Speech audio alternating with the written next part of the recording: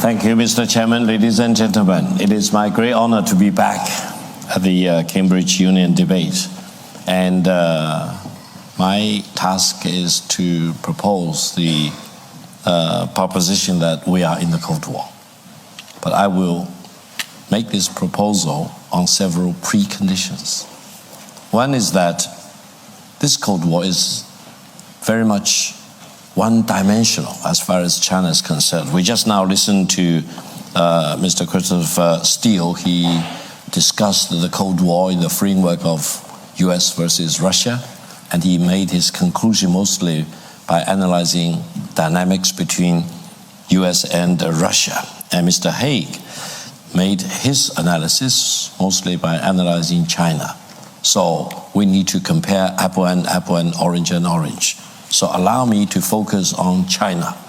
So if anyone says there is a Cold War between China and the United States, I say yes, I agree on several caveats. The first caveat is that this new Cold War is one-dimensional. It is imposed by the United States on China, and China refuses to accept this Cold War.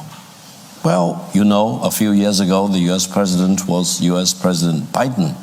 I've called President Biden as a Cold War president and his government as a Cold War president.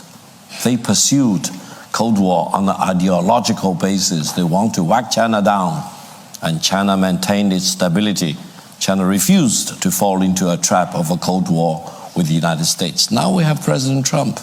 We have different views as to what President Trump is, but he seemed to be magically changing the temperature of the Cold War, and to such an extent that it becomes a hot war. So the Cold War under Biden may be a hot war under Trump, and now he's very hot in pursuit of Iran with Israel. No one can call that war as a Cold War. It's a hot war. So we are now faced with hot and cold, cold and hot. It becomes a fever. So I think the world is at a very critical moment, a very dangerous moment of suffering from a big fever. War versus peace, peace versus war, Cold War or hot war, etc. So this is one-dimensional mostly. We need to look at what China is doing. China refused to be dragged into this Cold War. China refused to be dragged into a hot war. So China wants to maintain its stability no matter how much agitated you are, no matter whether you want to pursue a Cold War on ideological basis or a hot war for other reasons. So this is the difference between the Cold War we are now faced with, at least as far as China is concerned, versus the Cold War back in the 1950s and the 1960s. Now, allow me to make another point.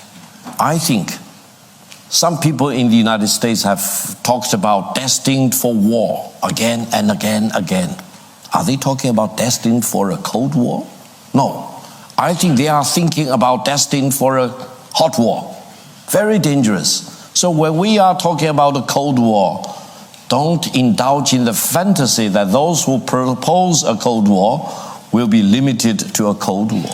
A Cold War may turn its face into a hot war.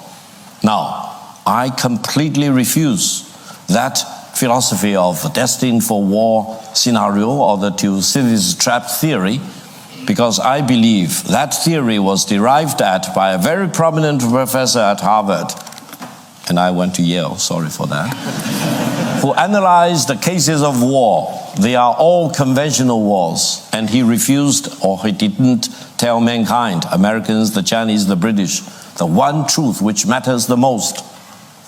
If you apply destined for war scenario, most likely hot war, not Cold War, you are indulging in a fantasy and fallacy, because you cannot simply analyze cases of conventional war and derive at your conclusion and try to apply that to China and the United States, which are two of the most important nuclear power.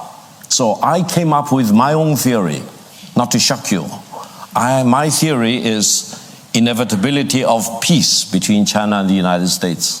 The United States is not in a position to impose a war on China. Hot war or Cold War,